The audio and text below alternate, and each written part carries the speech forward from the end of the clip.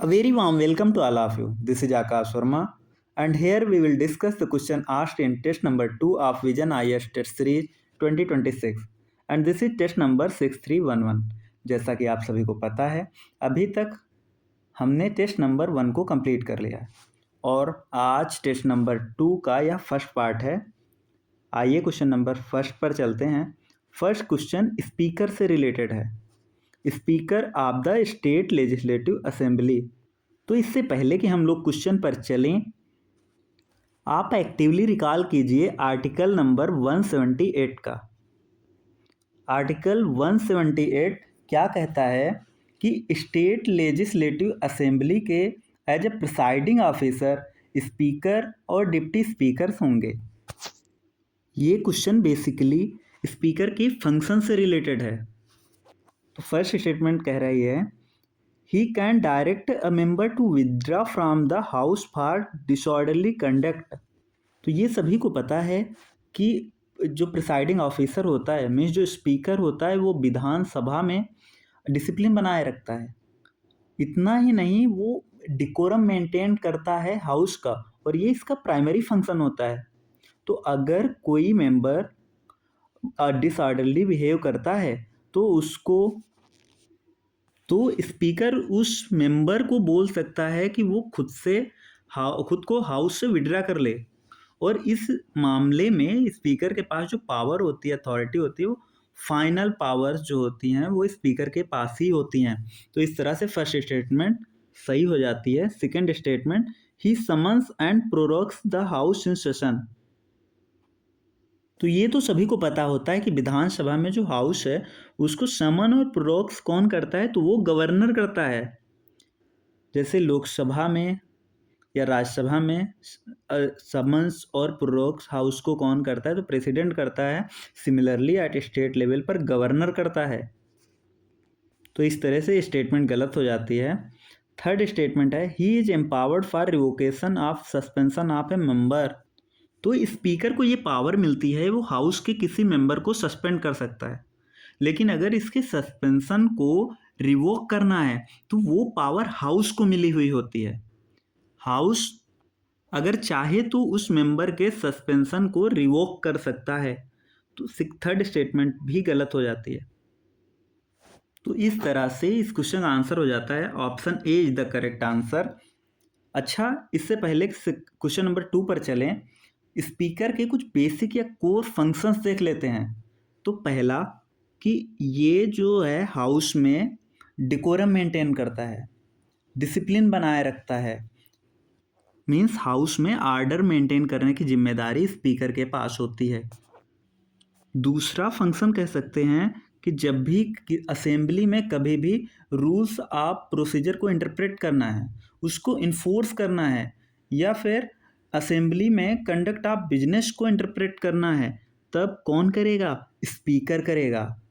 कौन डिसाइड करता है? थर्ड फंक्शन हो सकता है कि मनी बिल को डिसाइड, ये मनी, कोई भी बिल मनी बिल है कि नहीं है, ये जो डिसाइड करने की फाइनल अथॉरिटी है वो स्पीकर के पास होती है।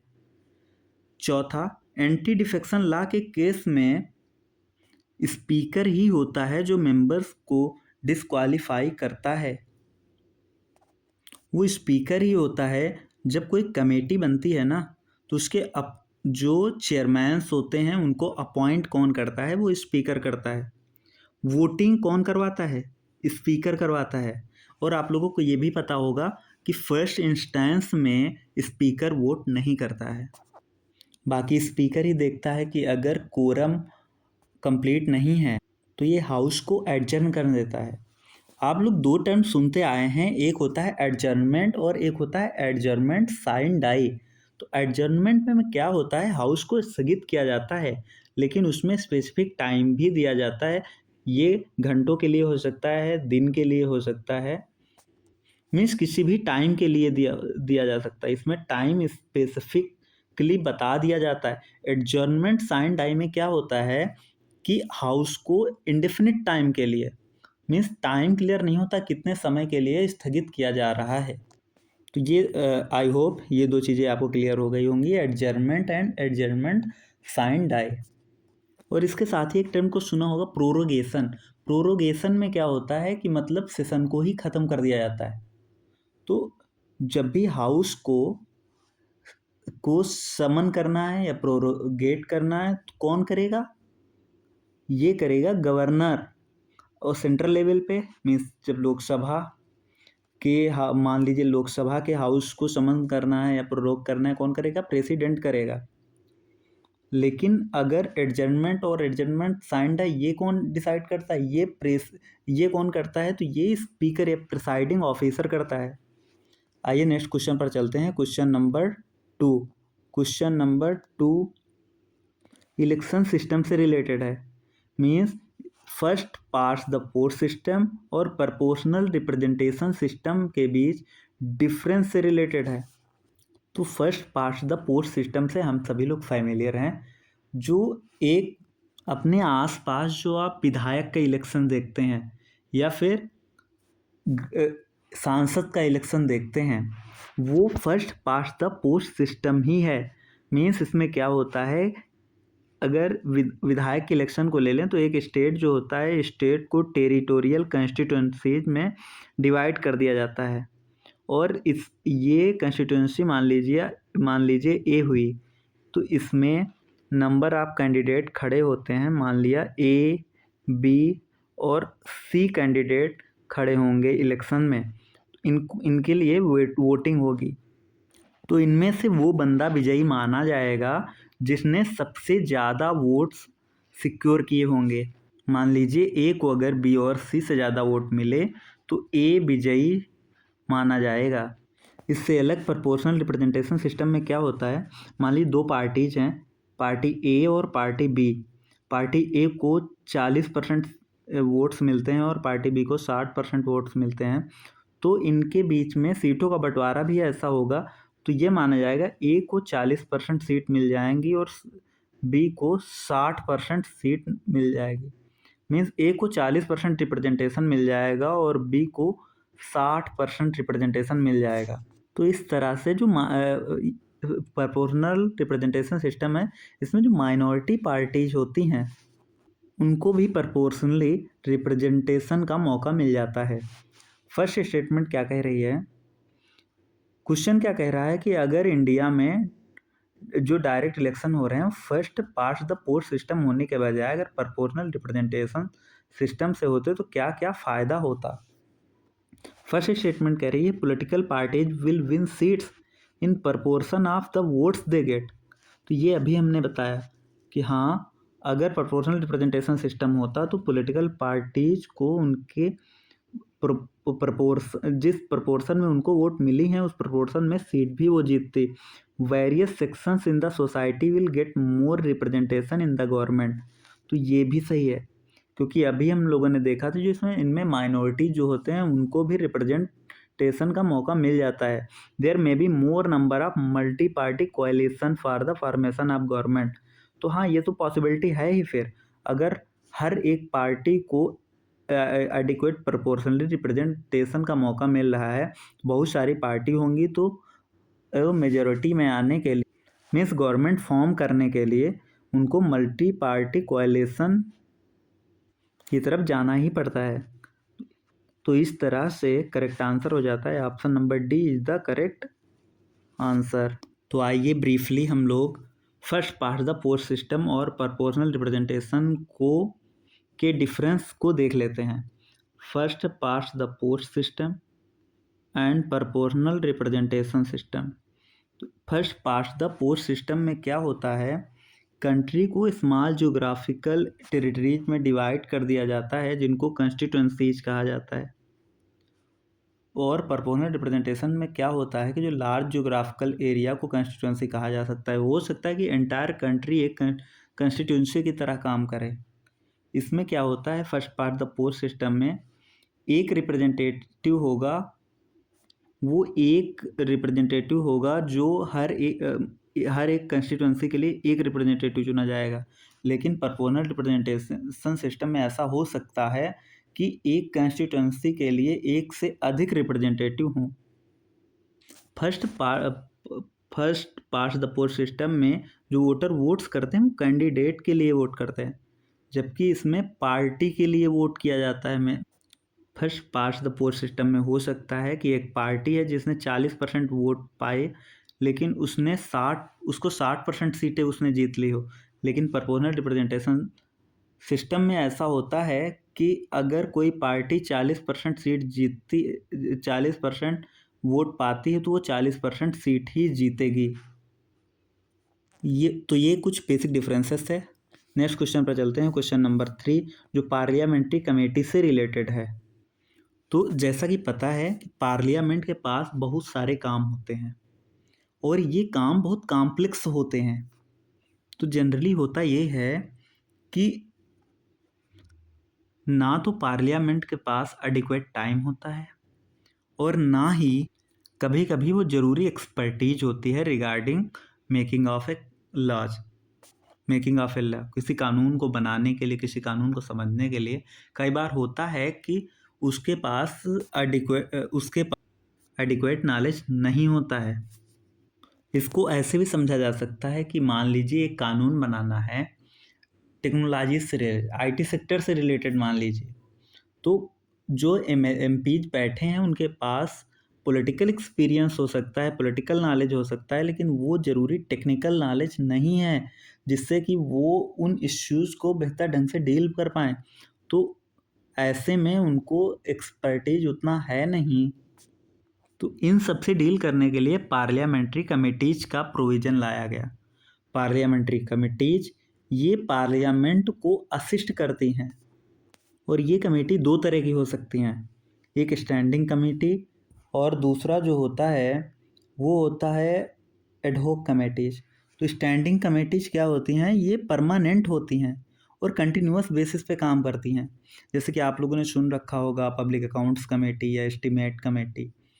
और दूसरी तरफ होती हैं एडहॉक कमेटी, ये टाइम टू टाइम आती हैं, ये टेम्परेरी होती हैं, जब ज़रूरत पड़ी बना ली गई, इसके बाद में ये अपना काम करेंगी, फिर इनको कर दिया जाएगा। फर्स्ट स्टेटमेंट कह रही है they are constituted by parliament through election और नॉमिनेशन। दैट्स करेक्ट, क्योंकि हो सकता है जो पार्लियामेंट्री कमेटी के जो मेंबर्स हैं उनको या तो हाउस इलेक्ट या नॉमिनेट करे, या फिर जो प्रिसाइडिंग ऑफिसर्स हैं वो हो सकता है नॉमिनेट करें। और ये जो कमेटी होती हैं ये हाउस के जो प्रिसाइडिंग ऑफिसर होते हैं, मीन्स स्पीकर या चेयरमैन, उनके सानिध्य में काम करती हैं। They submit their report directly to the president. नहीं, ये जो रिपोर्ट अपना सबमिट करती हैं वो या तो हाउस को करेंगी या तो स्पीकर या चेयरमैन को करेंगी, जैसा कि रूल्स ऑफ हाउस में मेंशन होगा। Their secretarial support is provided by the ministry of parliamentary affairs.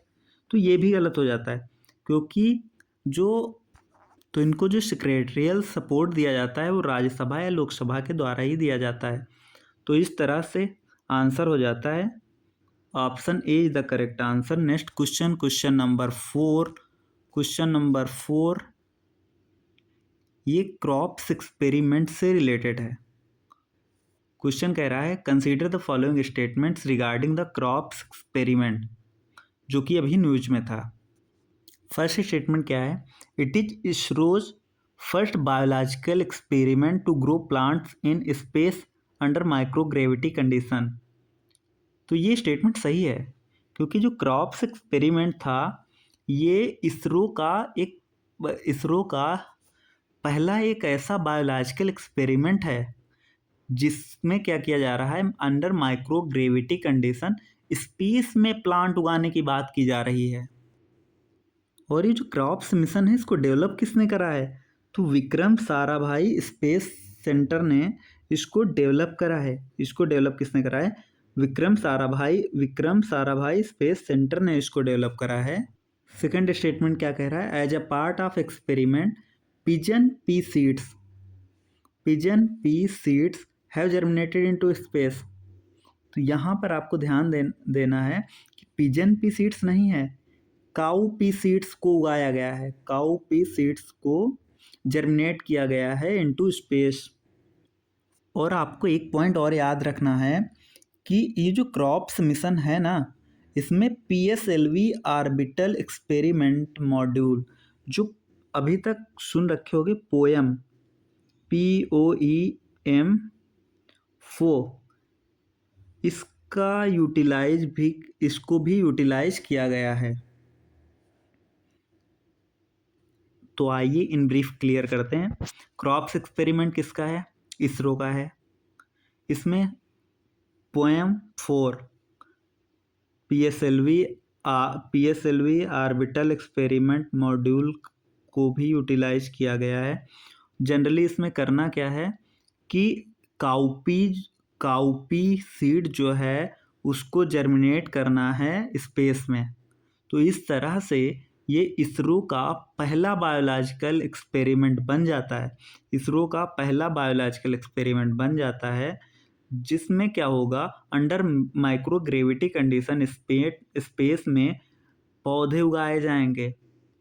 और किसने इसको डेवलप करा है? तो विक्रम साराभाई स्पेस सेंटर ने इसको डेवलप करा है।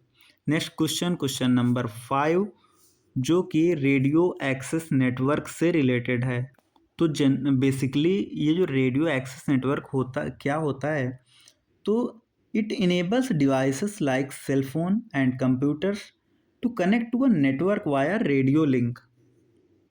ये एक की कंपोनेंट है वायरलेस टेलीकम्युनिकेशन सिस्टम का, जो फैसिलिटेट करता है communication between user equipment and the core network.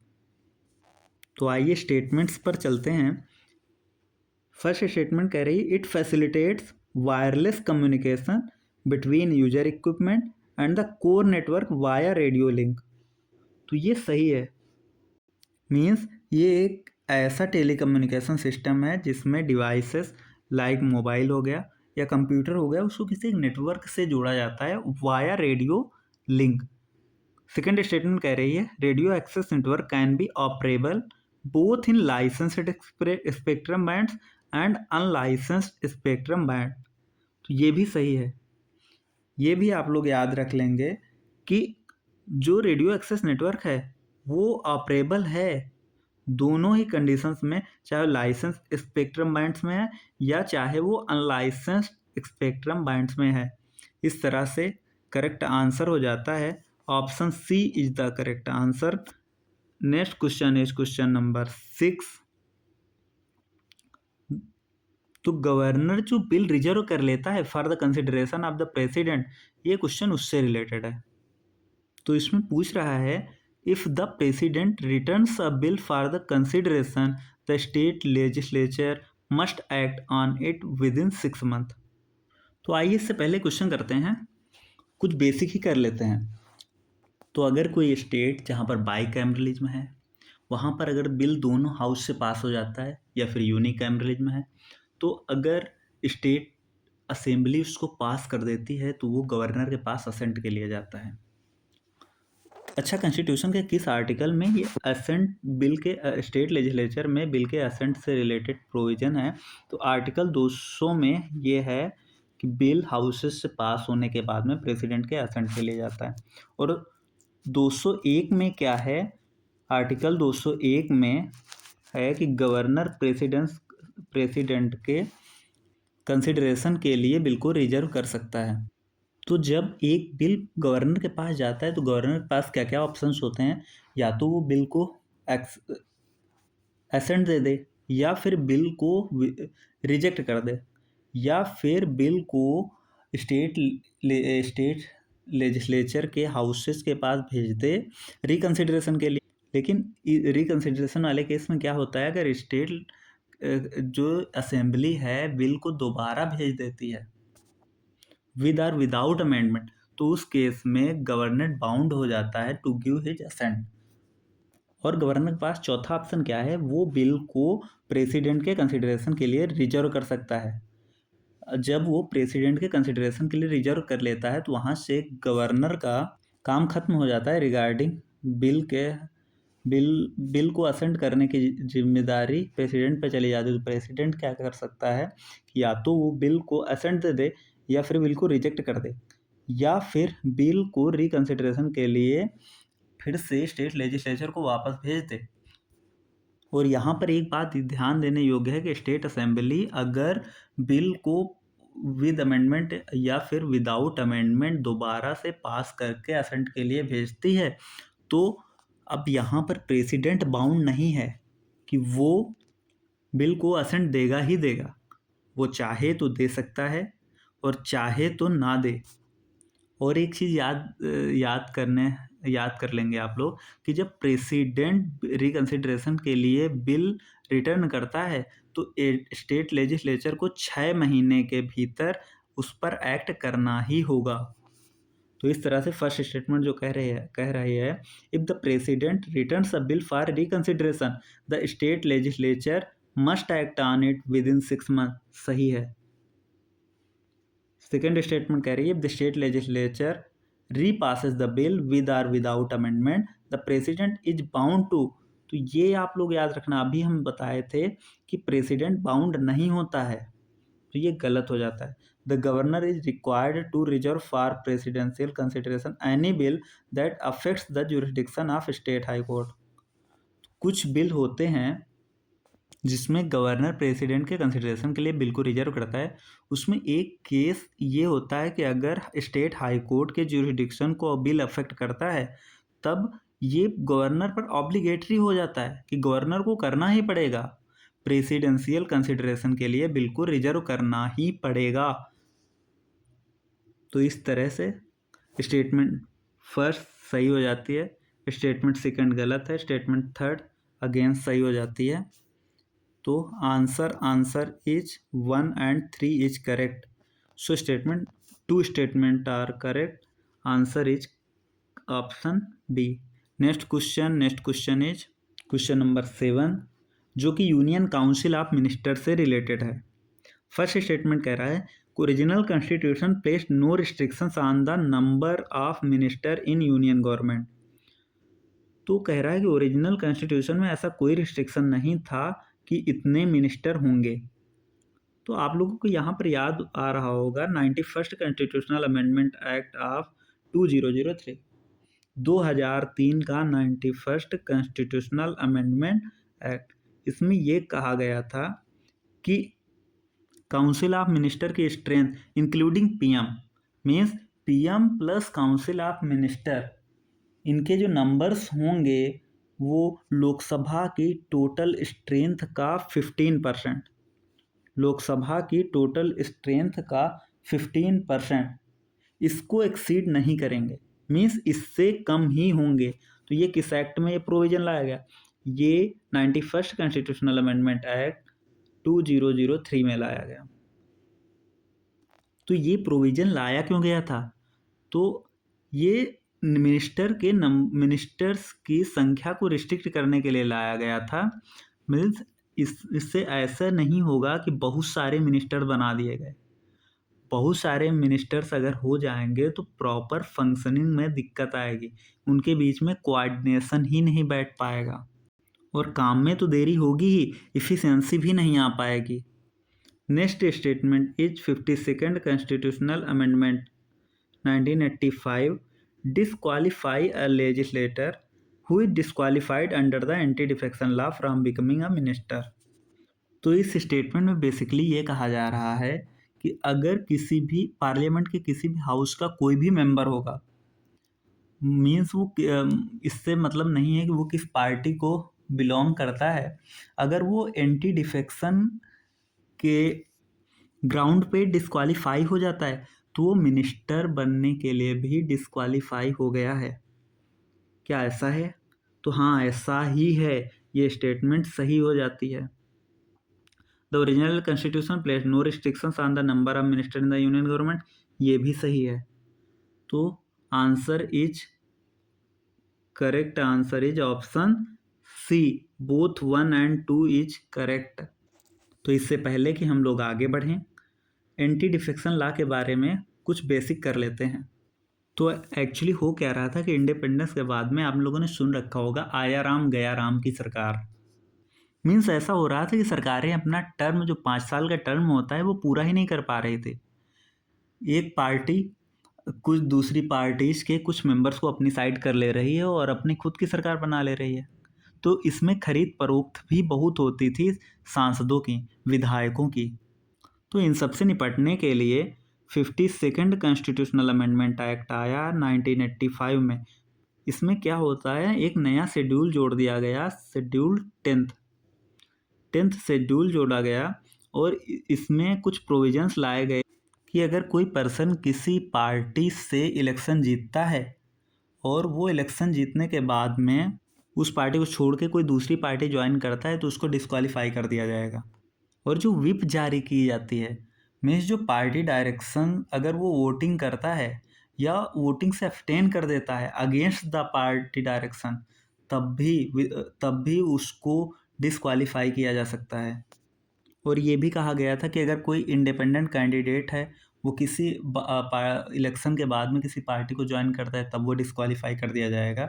और अगर कोई एक नॉमिनेटेड बंदा है, तब उसको 6 महीने का समय दिया जाता है। 6 महीने के भीतर अगर चाहे तो वो कोई पार्टी ज्वाइन कर ले, और एक बारी 6 महीना ख़त्म हो गया उसके बाद अगर आप कोई पार्टी ज्वाइन करते हैं तो आपको भी डिस्क्वालीफाई कर दिया जाएगा।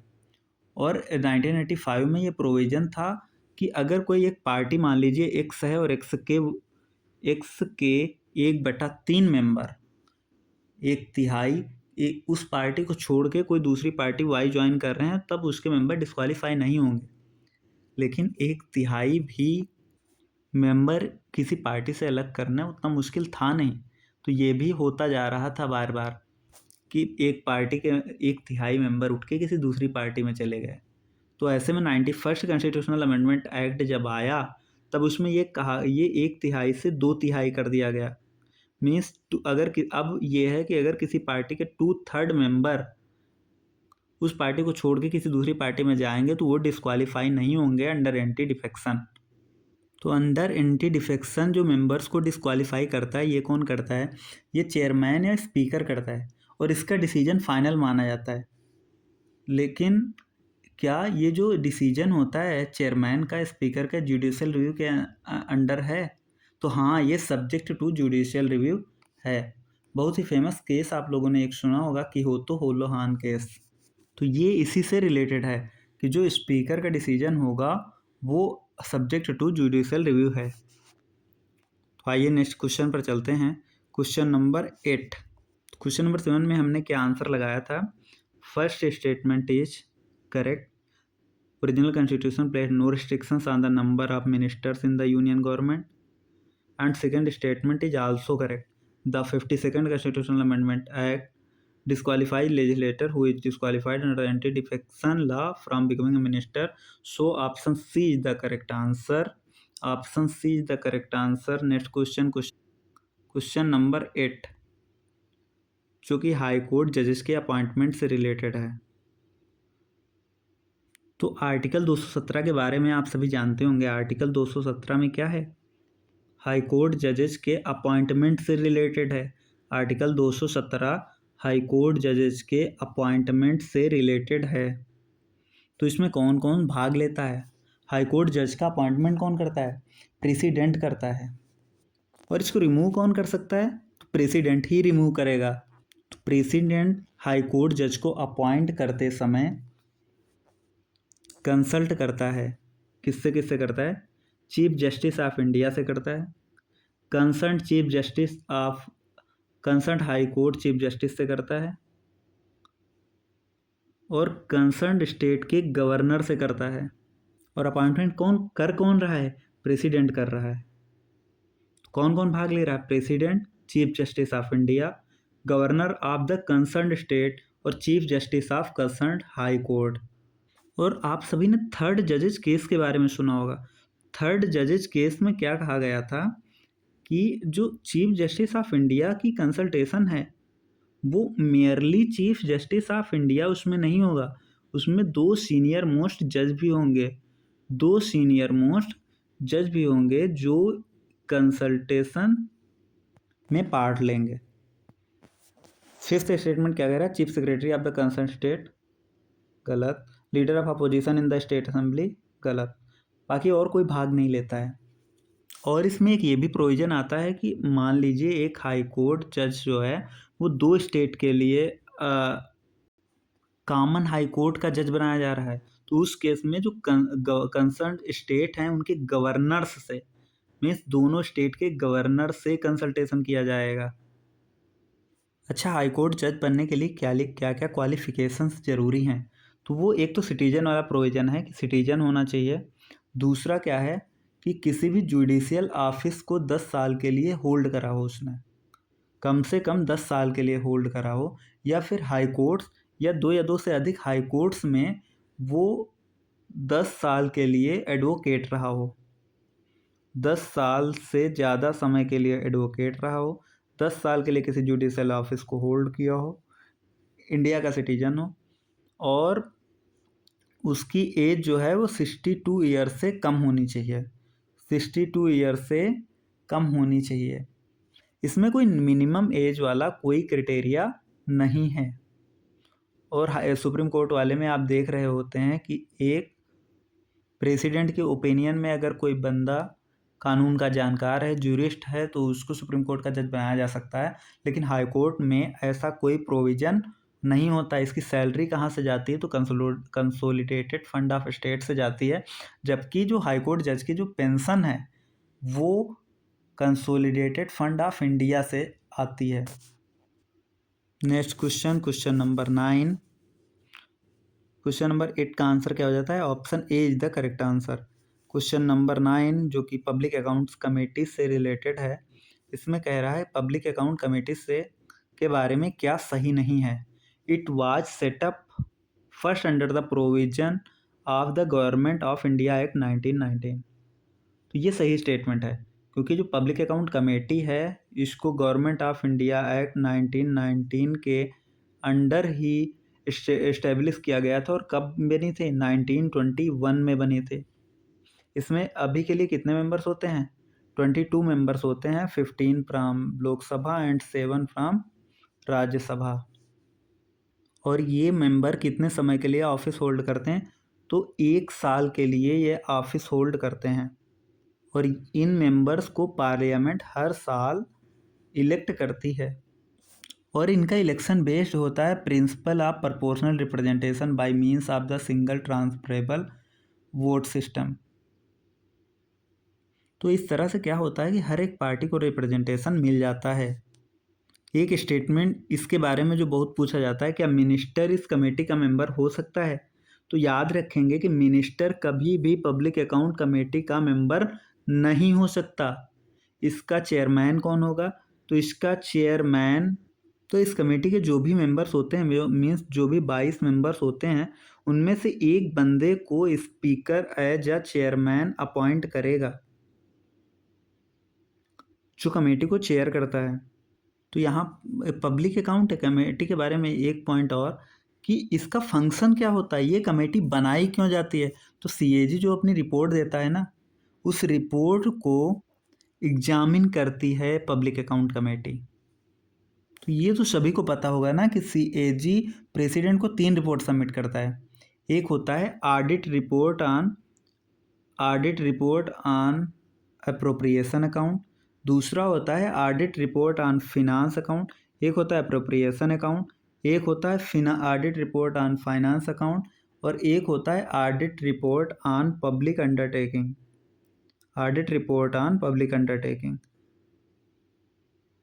तो ये जो ऑडिट रिपोर्ट्स हैं इनको एग्जामिन कौन करता है? पब्लिक अकाउंट कमेटी करती है। और इसके फंक्शंस को अच्छे से ये कमेटी परफॉर्म कर पाए, इसके लिए सीएजी इसकी मदद भी करता है। तो इसीलिए सीएजी को इस कमेटी का गाइड, फ्रेंड और फिलोसफर भी कहा जाता है। क्या कहा जाता है? गाइड, फ्रेंड और फिलोसफर भी कहा जाता है। किसको? सीएजी को पब्लिक अकाउंट कमेटी का गाइड, फ्रेंड और फिलोसफर भी कहा जाता है। सो पब्लिक अकाउंट कमेटी के बारे में कौन सी स्टेटमेंट इनमें से गलत है? पहले ये कह रहा है it was first under the provision of government of India act 1919, ये सही है। Finance minister is the chairman of the PSC, ये गलत हो जाता है, क्योंकि फाइनेंस मिनिस्टर जो है चेयरमैन नहीं है। चेयरमैन इसका जो है वो स्पीकर अपॉइंट करता है its member both Lok Sabha and Rajya Sabha have representation in this committee, सही है क्योंकि 15 from Lok Sabha and 7 from Rajya Sabha. The term of office of the member is 1 year, that's also correct. So answer is the option B. Next question, question number 10, जो कि vice president के removal से related है। तो vice president का removal Indian constitution के किस article में है? Article 67 B. Article 67 B vice president के रिमूवल से रिलेटेड है। तो इस क्वेश्चन में फर्स्ट स्टेटमेंट क्या कह रहा है? क्या वाइस प्रेसिडेंट को रिमूव करने के लिए प्रॉपर इम्पीचमेंट प्रोसेस की ज़रूरत होती है? तो नहीं होती। वाइस प्रेसिडेंट को कैसे रिमूव किया जाता है? तो अगर वाइस प्रेसिडेंट को रिमूव करना है तो एक रिजोल्यूशन को राज्यसभा से पास करवाना होगा, और किस मेजोरिटी से पास होगा? इफेक्टिव मेजोरिटी से पास होगा, और बाद में लोकसभा उसको सिंगल मेजोरिटी से पास कर दे तो वाइस प्रेसिडेंट को रिमूव किया जा सकता है। लेकिन इससे पहले एक चीज़ याद रखने लायक है कि वाइस प्रेसिडेंट को 14 दिन का प्रेयर नोटिस दिया, एडवांस नोटिस दिया जाता है। वो एडवांस नोटिस देनी ही पड़ेगी। सेकेंड स्टेटमेंट क्या कह रहा है? Resolution for removal must be pass separately by both house of the parliament with effective majority. तो गलत है। राज्यसभा में रेजोल्यूशन को इफेक्टिव मेजोरिटी से पास कराना है, इफेक्टिव मेजोरिटी से पास कराना है, जबकि जो लोकसभा में है वो सिंपल मेजोरिटी से पास होगा, सिंपल मेजोरिटी से पास होगा। तो यहाँ पे जो टर्म आ रहा है इफेक्टिव मेजोरिटी, ये इफेक्टिव मेजोरिटी मीन्स क्या है कि 50% of the total membership, 50% of the total membership of the house, और जितनी सीटें वैकेंट हैं उनको हटा देना है। Means 50% of all the member of that time, all the member at that time. तो इस तरह से फर्स्ट स्टेटमेंट, तो इस तरह से सेकंड स्टेटमेंट भी गलत हो जाती है। तो फर्स्ट स्टेटमेंट गलत है, सेकंड स्टेटमेंट गलत है। थर्ड स्टेटमेंट देख ले रहे हैं। Constitution does not specify any grounds for the removal of the vice president. तो ये सही है। कॉन्स्टिट्यूशन कोई भी ग्राउंड को स्पेसिफाई नहीं करता है कि इस ग्राउंड पे वाइस प्रेसिडेंट को रिमूव किया जा सकता है। Third statement is the correct statement. So answer is the option C. Next question, question number 11, ये नेशनल क्रिटिकल मिशन से रिलेटेड है, नेशनल क्रिटिकल मिनरल मिशन से रिलेटेड है। फर्स्ट स्टेटमेंट क्या कह रहा है? The mission aims to encourage Indian PSUs and private sector companies to acquire critical mineral assets abroad. तो ये स्टेटमेंट बिल्कुल सही है, क्योंकि इस मिशन का मकसद है कि वो जो इंडियन पीएसयूज हैं और प्राइवेट सेक्टर कंपनीज हैं उनको एब्रॉड में क्रिटिकल मिनरल एसेट को एक्वायर करने के लिए इनकरेज कर रहा है।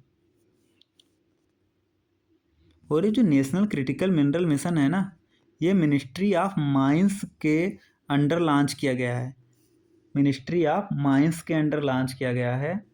अच्छा, माइंस से रिलेटेड एक एक्ट भी है, आप लोगों ने सुन रखा होगा, एमएमडीआर एक्ट।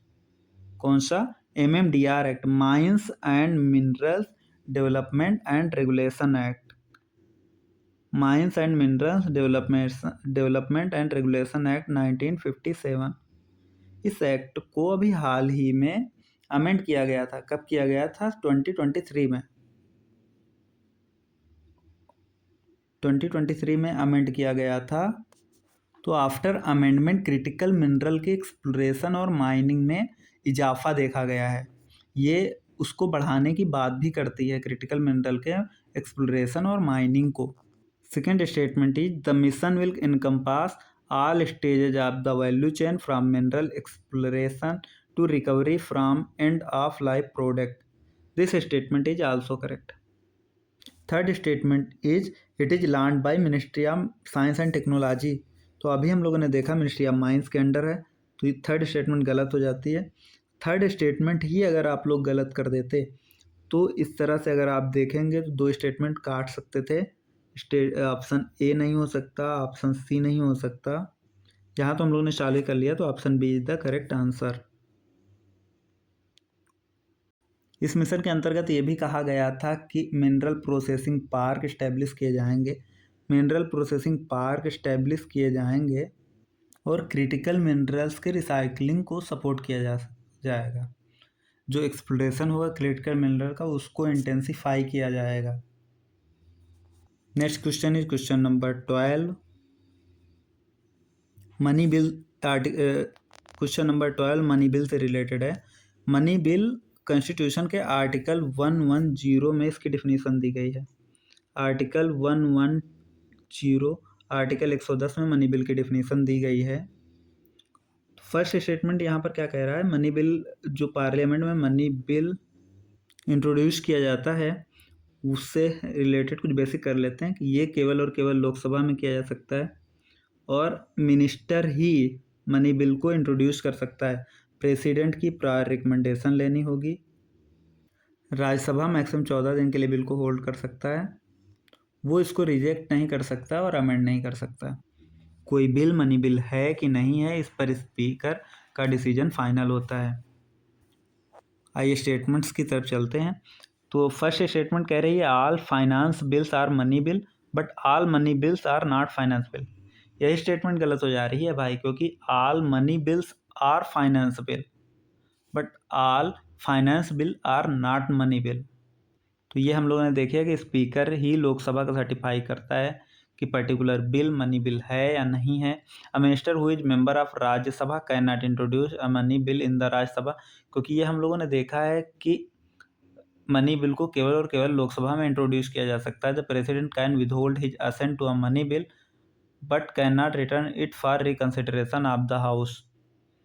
तो ये भी होता कि प्रेसिडेंट मनी बिल के रिकन्सिडरेशन के लिए इसको हाउस को रिटर्न नहीं कर सकते, या तो वो असेंट दे देंगे या फिर विदहोल्ड कर लेंगे। जनरली प्रेसिडेंट असेंट दे ही देते हैं, क्योंकि ये उनकी प्रायर परमिशन से ही इंट्रोड्यूस किया जाता है। नेक्स्ट क्वेश्चन, क्वेश्चन नंबर 13, जो कि पॉलिटिकल पार्टी के रिकॉग्निशन से रिलेटेड है कि कौन सी पॉलिटिकल पार्टी नेशनल पार्टी बनेगी। तो वो क्या कंडीशंस हैं, वो क्या क्राइटेरिया हैं जो फुलफिल करने के बाद में एक पार्टी को नेशनल पार्टी डिक्लेयर किया जा सकता है। तो फर्स्ट क्राइटेरिया हो सकता है कि अगर कोई 4 या 4 से अधिक स्टेट्स में 6% वोट 4 या 4 से अधिक स्टेट में 6% वोट सिक्योर करती है और लोकसभा में कम से कम 4 सीटें जीतती है, तो वो नेशनल पार्टी रिकॉग्नाइज की जा सकती है। सेकंड क्राइटेरिया ये है कि अगर कोई स्टेट पार्टी मीन्स कोई एक पार्टी अगर 4 स्टेट्स में as a state party recognize कर ली गई हो, तो वो उस पार्टी को as a national party recognize किया जा सकता है। थर्ड क्राइटेरिया ये है कि अगर ये 2% सीट्स जीत ले 2% सीट्स जीत ले 2% सीट्स जीत ले कम से कम 3 राज्यों में, लोकसभा के जनरल इलेक्शन में कम से कम अगर 3 राज्यों में अगर ये 2% सीट जीत लेती है तो ये नेशनल पार्टी रिकॉग्नाइज की जा सकती है। अभी तक हम लोग 3 क्राइटेरिया के बारे में बात करी कि 6% वोट सिक्योर कर ले 4 या 4 से अधिक स्टेट्स में, ये 2% सीट जीत ले किसी भी लोकसभा के जनरल इलेक्शंस में, कम से कम 3 स्टेट्स में 2% सीट जीत ले। ये 4 स्टेट्स में अगर स्टेट पार्टी रिकॉग्नाइज कर ली जाती है तब भी ये नेशनल पार्टी बन जाती है। तो इस तरह से फर्स्ट स्टेटमेंट तो क्या कह रहा है, it secure 6% of valid votes polled in any 4 और more states and 4 seats in Lok Sabha. तो फर्स्ट स्टेटमेंट करेक्ट है। It wins 2% of the seats from at least 3 states in the Lok Sabha, ये भी करेक्ट है। It is recognized as a state party in at least 2 नहीं है 4 states में, तब ये स्टेटमेंट गलत हो जाती है। Answer is option A. Option A is the correct answer. Next question, question number 14। ये जो है, ये तो बहुत इजी क्वेश्चन आ गया। ये क्या कह रहा है, without seeking the permission of the house a member of state legislature can be absent from all it's meeting for a maximum period 60 days. House को बिना बताए एक व्यक्ति मैक्सिमम जो मेंबर है स्टेट लेजिस्लेचर का, वो कितने दिन तक ज़्यादा से ज़्यादा एब्सेंट रह सकता है? 60 दिन। क्योंकि एक ये प्रोविज़न है ना कि अगर कोई मेंबर 60 दिन से ज़्यादा समय के लिए हाउस को बिना बताए एब्सेंट होता है तो उसको हाउस चाहे तो उसकी सीट को वैकेंट घोषित कर सकता है। अच्छा, इसके अलावा और कब कब ये होता है कि कोई भी जो मेंबर है हाउस का उसकी सीट वैकेंट हो सकती है? तो डबल मेंबरशिप केस में। ये कह रहा है कि एक टाइम पे कोई भी एक जो सदस्य है दोनों हाउस का सदस्य नहीं हो सकता। मीन्स कोई व्यक्ति विधानसभा और विधान परिषद का एक साथ सदस्य नहीं हो सकता। एक तो ये हो गया। दूसरा पॉइंट क्या है कि 60 दिनों से ज़्यादा तक के लिए वो हाउस को बिना बताए एब्सेंट नहीं रह सकता। अगर वो एब्सेंट रहता है तो हाउस अगर चाहे तो उसकी सीट को वैकेंट डिक्लेयर कर सकती है। एक मेंबर अगर चाहे तो वो रिजाइन कर सकता है प्रिसाइडिंग ऑफिसर को रिजिग्नेशन देकर। और अगर जो मेंबर है उसको किसी भी तरह से डिस्क्वालीफाई कर दिया जाता है तब भी उसकी सीट वैकेंट हो जाती है।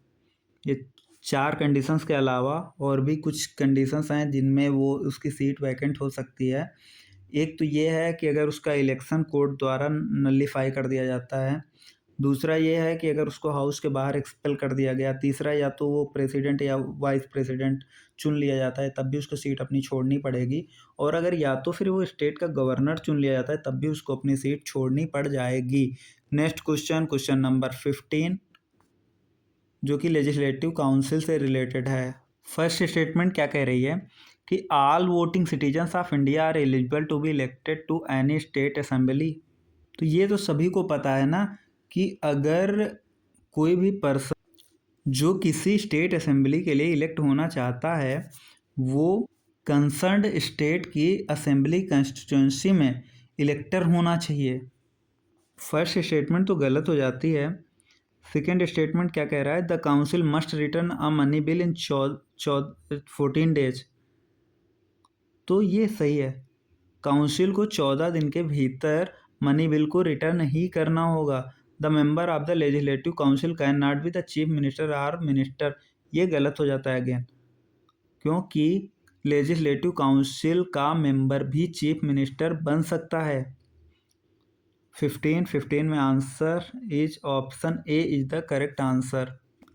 नेक्स्ट क्वेश्चन, क्वेश्चन नंबर 16, जो एस्टीमेट्स कमेटी से रिलेटेड है। तो 1921 में एक कमेटी बनती है, स्टैंडिंग फाइनेंशियल कमेटी।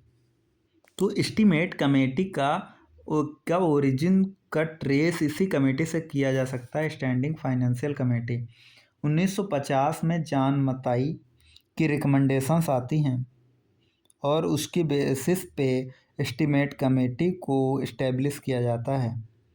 ओरिजिनली क्या होता है कि इसमें 25 मेंबर्स होते हैं। ओरिजिनली इसमें 25 मेंबर्स होते हैं, लेकिन 1956 में इनके मेंबर्स की संख्या को बढ़ा दिया जाता है और कितने मेंबर हो जाते हैं?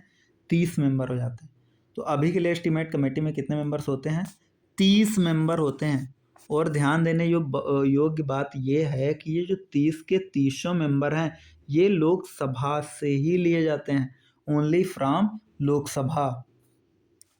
और जैसा कि नाम से ही स्पष्ट है कि ये एस्टीमेट करती है, मतलब इसके बेसिक फंक्शंस क्या क्या होते हैं। तो ये जो बजट एस्टीमेट होता है ना उसको एग्जामिन करती है।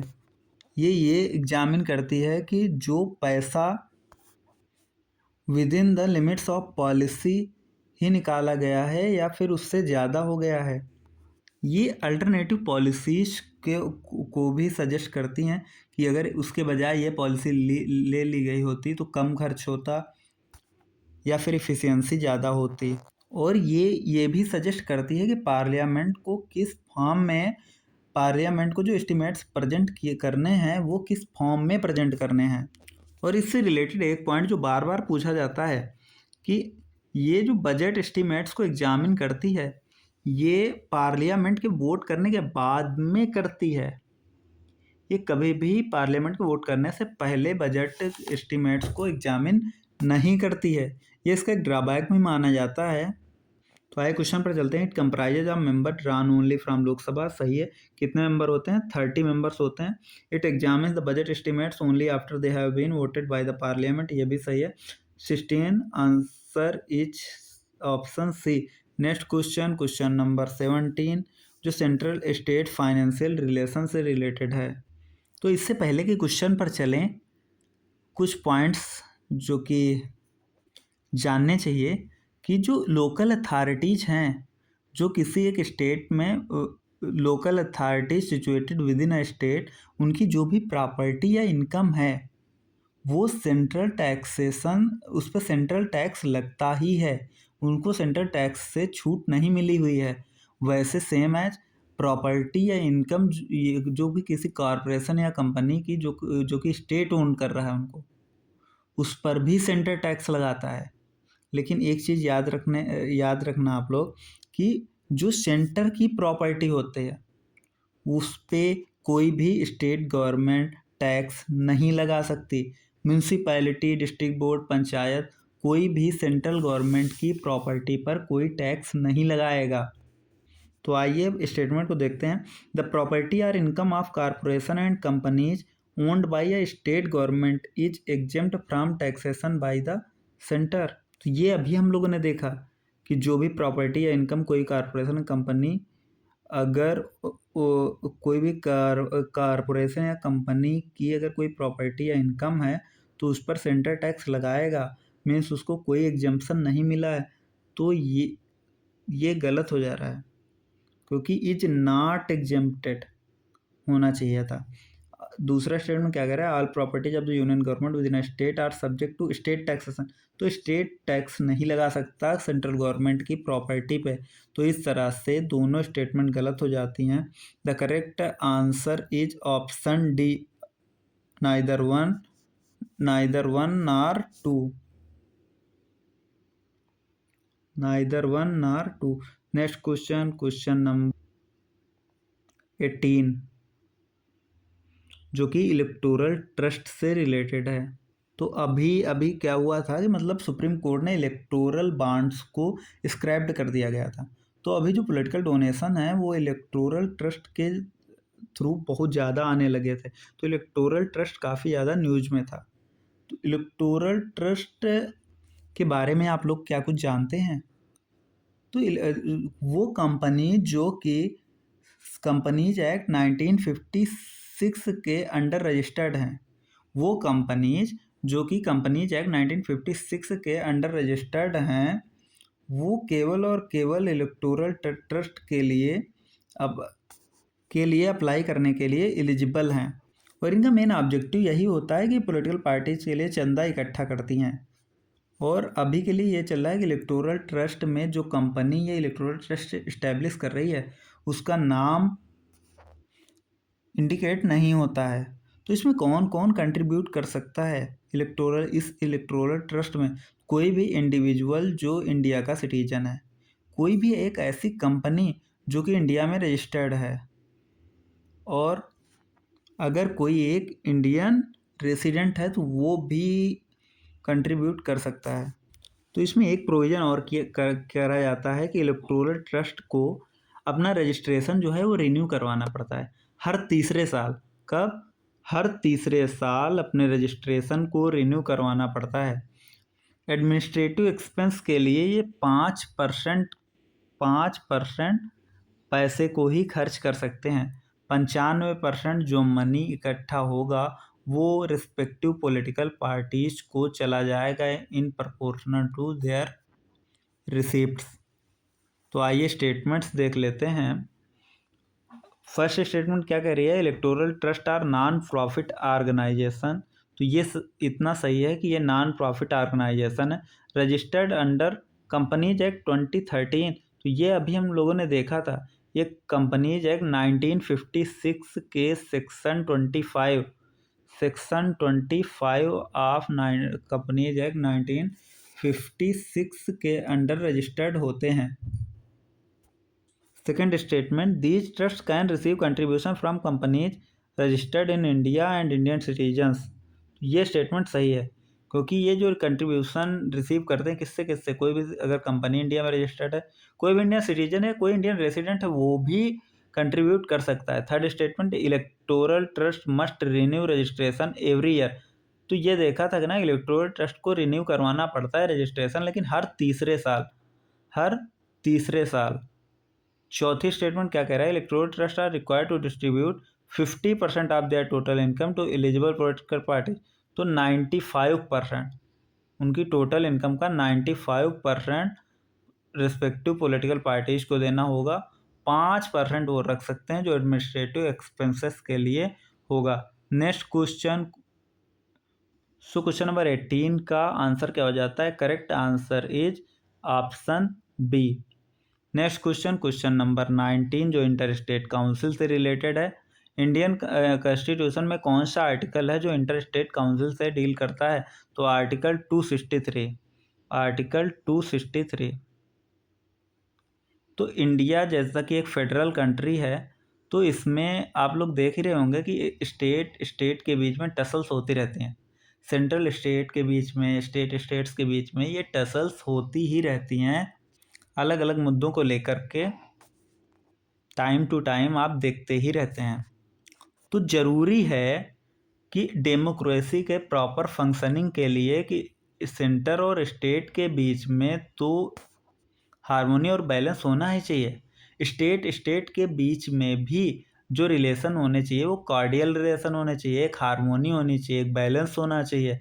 तो इसके लिए इस बैलेंस को बढ़ाने के लिए, ज़्यादा से ज़्यादा कोऑपरेशन सीख करने के लिए इंटर स्टेट काउंसिल बनाई गई under article 263 of the Indian constitution.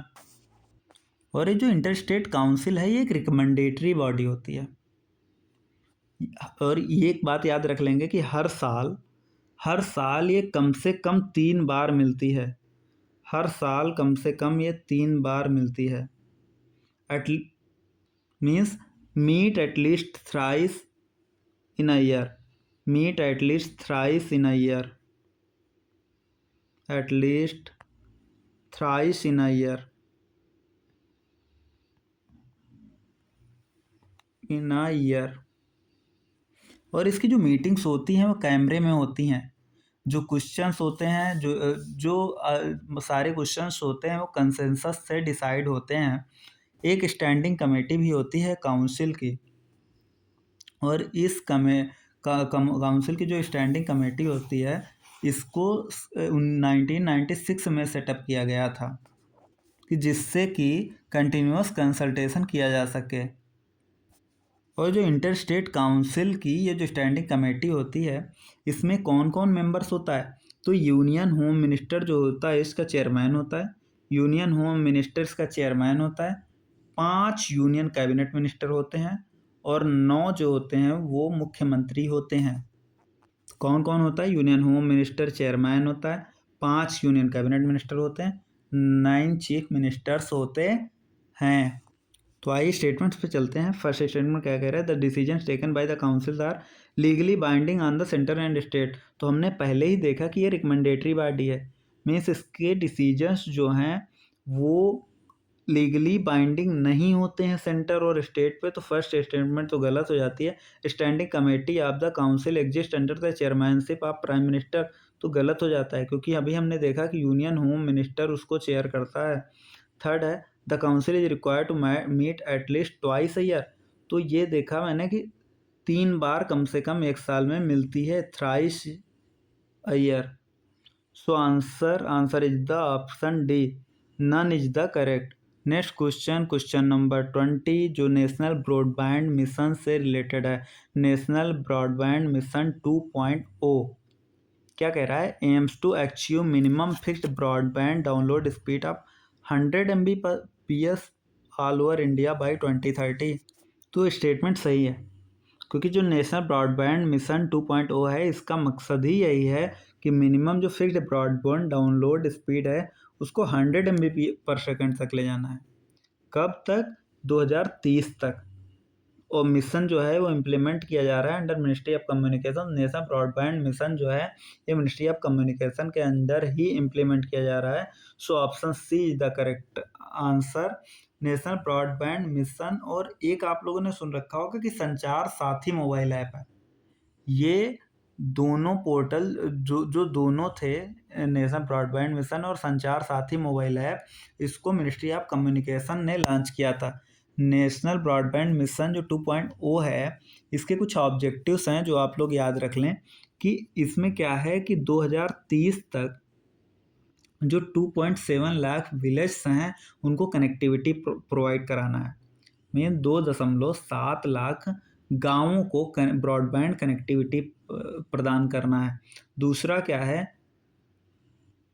Broadband connectivity provide कराना 90% तक एंकर इंस्टीट्यूशंस को। एंकर इंस्टीट्यूशंस में जैसे स्कूल हो गए, पीएचसीज हो गए, आंगनवाड़ी हो गए, पंचायत ऑफिसेस हो गए, ये सब कब तक करना है? 2030 तक। और एक प्रोविज़न जो अभी हम लोगों ने मिनिमम 100% Mbps स्पीड वाला देख ही लिया है। और क्या है कि जो 30% मोबाइल टावर्स हैं उनको पावर अभी तक जो पावर सप्लाई है वो सस्टेनेबल एनर्जी सोर्सेस से जाएगी। और जो रूरल इंटरनेट सब्सक्राइबर है ना, उनके नंबर्स को भी बढ़ाना है, क्योंकि अभी क्या चल रहा है कि पर 100 पॉपुलेशन 100 लोगों में से 45 इंटरनेट सब्सक्राइबर मिलते हैं। उनकी संख्या को 60 करना है, 60 इंटरनेट सब्सक्राइबर बाय 2030। इतना ही नहीं, जो राइट ऑफ वे एप्लीकेशंस है ना, उसके एवरेज डिस्पोजल का जो टाइम चल रहा है 60 डेज, उसको 30 डेज पे लाना है। Means reduce the right of way applications average disposal time from 60 days to 30 days by 2030। And last but not the least, to achieve 100% mapping of fibre network owned by government PSUs by 2026 on PM Gat Shakti National master plan platform. इस तरह से आज हम लोगों ने 20 question test number 2 के complete कर लिए हैं। आगे के क्वेश्चन नेक्स्ट पार्ट में कंप्लीट करेंगे। तो चलिए आज के लिए बस इतना ही।